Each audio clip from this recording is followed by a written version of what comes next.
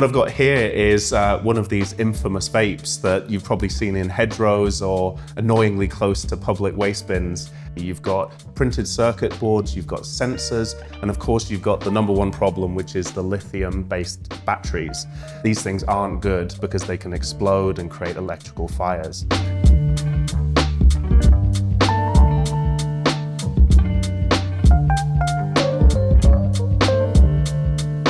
Today we're at Lion Vision, and for me this is really exciting, as actually I've been keeping an eye on this company for over a year, ever since I took a visit to Sweet Kusakowski, which is the UK's largest e-waste recycling plant.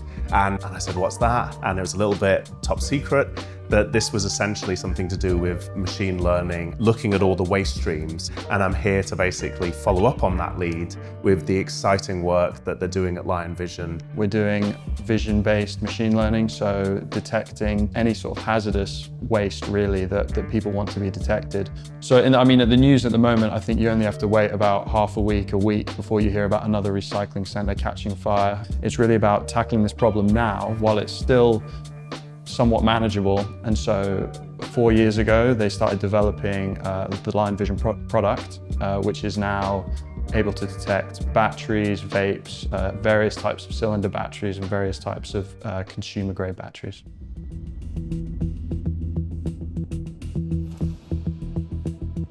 We've spent a lot of time acquiring a lot of data and really harnessing the machine learning algorithm that we're using in order to really get to a high precision in terms of detecting these infrequent objects in the waste stream. One of the things I sort of heard anecdotally is that even telling the difference between a yellow and a red brick is incredibly difficult. That's obvious to a human eye, but it's not obvious to a machine eye. Absolutely. The computer sees things very differently to how you or I would look at an object. So I wonder, could we start this process with something less complicated than a lithium battery? Could we maybe start it with, say, like, I don't know, some sweets? Could you put some sweets on the conveyor belt, and could we detect, like, my favorite one? Absolutely, we can train our software over here to detect different types of sweets, yeah.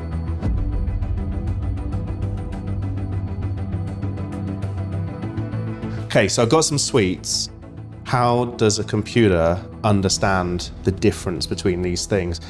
We will need a lot of images to train an algorithm. Thinking about color and shape is almost, we're applying human concepts back to the machine when actually it's not exactly how it thinks about it. But in an abstract concept, you would say that, yeah, to differentiate between these, there would be properties about the image pertaining to color that it would latch onto as, okay, that is a toffee penny or whatever, and that is a orange crunch. So in a really dumb way, is it a little bit like looking at each of these boxes and playing 20 questions, where each of those questions is a different pass of filter? Yeah, yeah, I would say that is a good way of looking at it.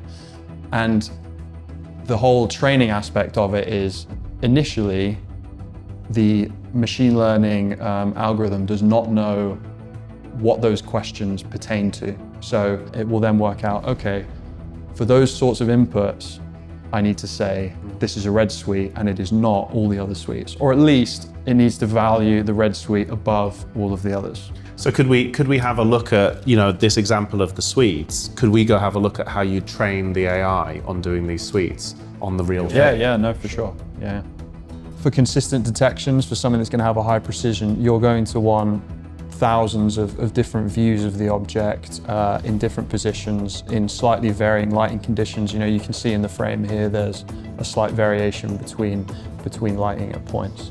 There's a lot of data processing pipelines that we use in order to create a data set for something like, you know, batteries and recycling. But when we're just dealing with sweets here, essentially what we're trying to do is show the machine learning algorithm what we want it to detect.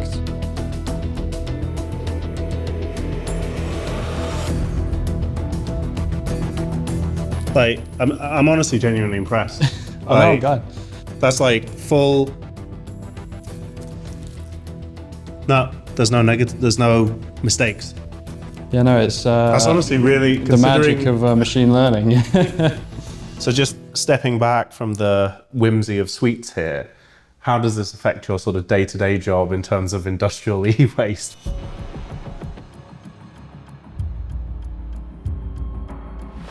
So at Lion Vision, what we're currently able to detect these sort of standard lithium-ion packs, soft pouches, various types of vapes, obviously a very hot topic at the moment.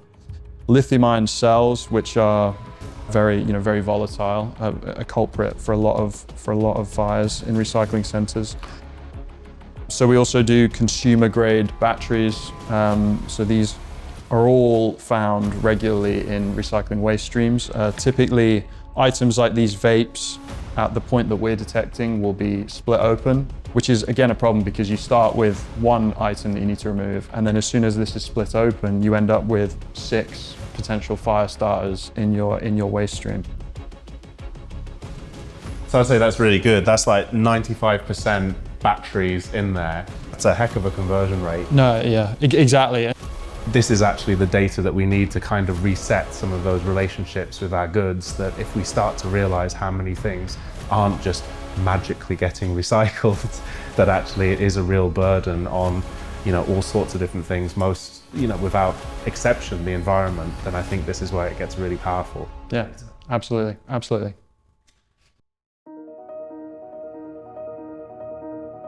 So this is where it's that moment where I was, coming home from working with George late one night, and I was watching cyclists go by with their high-vis jackets, and it gives back an incredible blast of light. And whilst we were on lunch, I went and just got some of this reflective tape from the shops. And I sort of wondered whether that might be something we could have a go at testing to see whether that might work. Yeah, no, for sure. Like I said, anything to make it easier in the future is obviously going to be good for me. So yeah, but I think this is the sort of thinking we need when battery manufacturers are putting things out. They need to also be responsible for getting it back. No, exactly. And you visit recycling centers, and a large part of recycling centers is enabling producer responsibility. And we're not really there at the moment with batteries, definitely not there with vapes or any of those sorts of products. So it's definitely something to potentially enable, producer responsibility for some of these dangerous items that are causing millions and millions of pounds worth of damage every year. I'm not even going to pretend this isn't awesome. I'm grinning like an idiot already. Look at it go. Look at that. That is popping. No, absolutely pops out there. Let's try it with the funky red. Even the red's looking good, isn't it? Yeah. I'm actually, I can't say, I'm just wildly excited about this. So I think the idea of making the battery more obvious, it definitely makes the machine learning task easier. This is where you think, could we put this to legislation to say the only way we could detect things is if they become more detectable? This has been great to showcase what Lion Vision's incredible capabilities are, but it also makes you think about what other industries could be transformed by this. And I think that for me is going to be the catalyst for not just new opportunities, but actually new jobs and new ways of thinking about how we can improve our circular economies and our sustainable design. I think in the modern day, you really need to make sure you don't fall behind in terms of technology. And so machine learning is definitely one of those buzzwords that gets knocked around a lot, but in reality, it really can do great things. This is really something that can be applied to a problem and can really change the world.